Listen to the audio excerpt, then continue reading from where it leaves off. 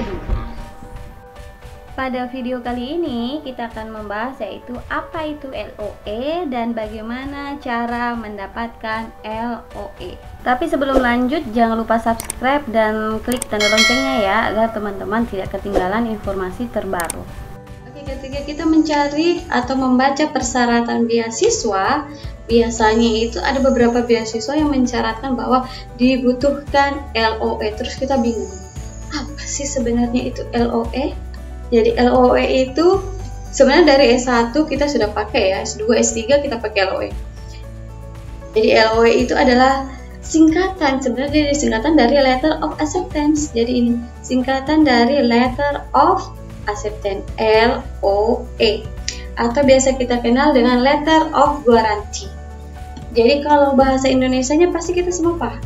Di LOE itu adalah surat yang menunjukkan bahwa kita telah diterima menjadi mahasiswa di universitas yang ingin kita tuju atau universitas yang tersebut. Jadi itu surat bahwa kita resmi diterima. Kalau kita daftar S1 bahwa ada pengumuman dan ada surat yang menunjukkan bahwa kita diterima. Begitupun S2, S3. Tapi S2, S3 lebih sering kita gunakan dengan kata LOE.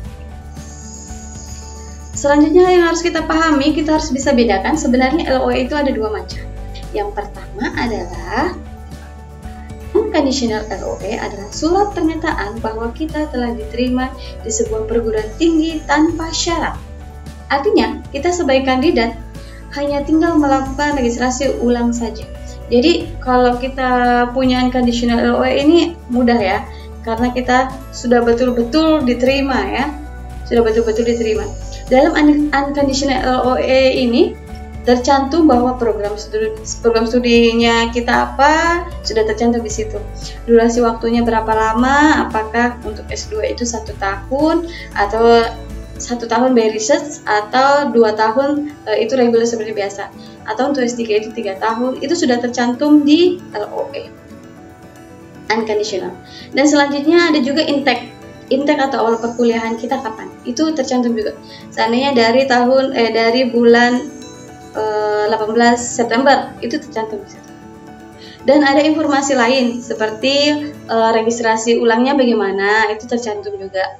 Terus pembayarannya itu bagaimana, itu sudah tercantum di LOE. Jadi kalau di LOE unconditional ini sudah betul-betul kita resmi diterima ya, begitu. Beda dengan yang kedua ini, conditional LOE. Ini adalah surat pernyataan bahwa kita telah diterima di sebuah perguruan tinggi dengan beberapa persyaratan tertentu. Artinya kandidat belum sepenuhnya dinyatakan diterima karena belum memenuhi beberapa persyaratan yang ditentukan. Jadi ibaratnya kita ini lulus tapi lulus bersyarat, atau kita naik kelas bersyarat. Jadi ini lulus bersyarat. Biasanya ada beberapa persyaratan yang belum kita penuhi. Contohnya paling sering biasa TOEFL atau IELTS. TOEFL-nya biasa seandainya kampus mensyaratkan itu 500, tapi kita belum sampai ternyata 500. Tapi kita diterima dengan persyaratan biasanya dalam waktu 1 semester atau 2 semester kita harus bisa mencapai skor tersebut dan mengumpul sertifikat TOEFL. Atau yang kedua biasa TPA, sertifikat TPA, kemampuan TPA Bappenas. Tapi lebih sering itu TOEFL. Yang ketiga itu adalah biasanya karena kita belum menyerahkan tema riset atau penelitian kita bagaimana, jadi kita dikatakan lulus bersyarat. Biasa juga kita belum menyerahkan dokumen-dokumen pendaftaran seperti ijazah, transkrip, itu belum kita serahkan. Dan yang keempat biasanya itu belum menyerahkan surat pernyataan sponsorship. Jadi itu surat pernyataan sponsorship itu juga dibutuhkan. Ini tapi tidak semua kampus ya membutuhkan. Ada contoh LOA luar negeri. Jadi ini contoh LOA luar negeri bagi teman-teman yang ingin daftar di luar negeri. Ini contoh dari London of Business and Management. Jadi dalam LOA ini sudah tercantum program studi kita apa, terus universitas kita apa. Ini durasinya 1 tahun ya. Jadi ini dia kursusnya atau studinya itu 1 tahun. Itu sudah tercantum di LOE. Ini contoh yang kedua dari The University of Edinburgh. Jadi ini sini tercantum bahwa di sini adalah conditional ya. Terus yang terpenting adalah bagaimana cara kita mendapatkan LOE. Jadi kita harus ada langkah atau cara-cara agar kita bisa mendapatkan LOE. Jadi yang pertama, tentukan dulu negara tujuan yang mana yang kita inginkan atau kita ingin tuju sebagai tempat studi kita. Seandainya kita pilih Indonesia, dalam negeri, oke, kita tentukan memang dari awal. Kemudian seandainya kita luar negeri, kita mau kuliah di Jerman, tentukan. Kita mau di Inggris, mau di Belanda, mau di Perancis, kita tentukan sekarang dari awal ya.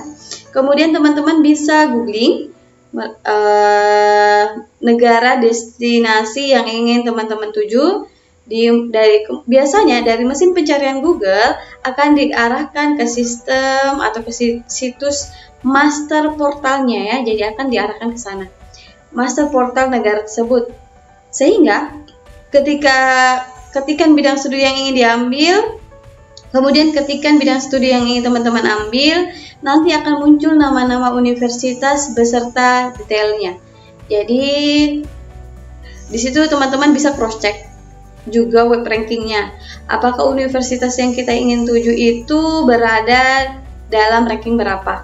Lebih bagus jika dia termasuk 200 besar ranking dunia. Itu lebih bagus lagi ya universitasnya. Nah, ini kan muncul universitas tujuan kita. Kita sudah searching kan? Kemudian baca baik-baik persyaratan dan berkas dokumen yang dibutuhkan. Biasanya kalau di negara-negara Eropa itu dia sistemnya sistem online ya. Jadi kita harus baca baik-baik. Bahkan di dalam negeri juga kita harus baca baik-baik. Jangan sampai ada dokumen atau satu dokumen yang terlewatkan dan gara-gara dokumen itu kita bisa tidak lulus. Kenapa?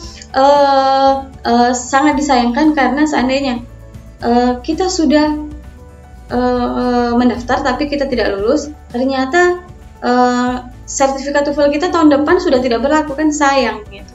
Kita harus tes ulang, jadi kita harus membayar ulang, jadi kita rugi di materi, waktu ya. Selanjutnya adalah persiapkan semua persyaratan dengan baik, jangan sampai ada yang dilewatkan. Biasanya kalau S2 atau S3 itu TOEFL atau IELTS itu kayak sesuatu yang wajib ya, itu dipersiapkan. Kalau kita belum sampai TOEFL-nya, jadi kita bisa kursus, kita bisa tes langsung. Tapi kalau kita belum yakin dengan kemampuan kita bisa kursus karena banyak tempat kursus yang bisa membantu kita, baik itu TOEFL atau IELTS. Yang kedua itu TPA Bappenas, biasa dijadikan sebagai persyaratan TPA Bappenas. Yaitu ada kampus yang melakukan tes seperti itu. Jadi kita harus selalu update informasi. Kemudian biasanya ada berkas berupa surat rekomendasi dari tempat kita bekerja, surat rekomendasi dari dosen. Oke, untuk S2 tuh jadi ada surat rekomendasi, dan ada juga untuk S3 rekomendasi dari profesor atau seperti itu. Kemudian selanjutnya adalah upload berkas. Semua berkas itu harus diupload dengan baik. Jadi ketika kita mengupload berkas, kita harus memperhatikan baik-baik berkas yang kita upload. Kenapa bisa? Jangan sampai yang dibutuhkan adalah dalam bentuk PDF dan kita upload dalam bentuk Word, kan sayang. Biasa ada kampus yang detail dan gara-gara hal kecil seperti itu kita tidak lulus ya. Atau sebaliknya ya, dia minta PDF Word, ternyata kita PDF. Selanjutnya kalau kita sudah upload, kita tinggal menunggu pengumuman apakah kita lulus atau tidak lulus. Nah, ketika menunggu pengumuman, hal terpenting di sini, ketika kita menuliskan alamat kita, usahakan itu teman-teman tulis alamat yang tempat teman tinggal itu dengan benar ya. Karena biasa ada beberapa kampus yang mengirim pengumumannya itu melalui surat. Jadi dikirimlah pos itu ke alamat rumah kita. Jadi kalau alamat kita salah, sangat disayangkan ya. Tapi lebih sering itu memang online ya.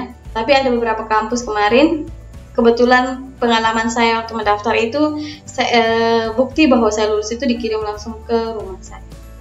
Oke, Jadi tetap semangat buat teman-teman, semoga bisa mendapatkan LOE, kemudian bisa mendapatkan beasiswa dan bisa kuliah di universitas yang diinginkan. Oke, jangan lupa like, comment, and subscribe ya, dan bagikan ke teman-teman yang lain.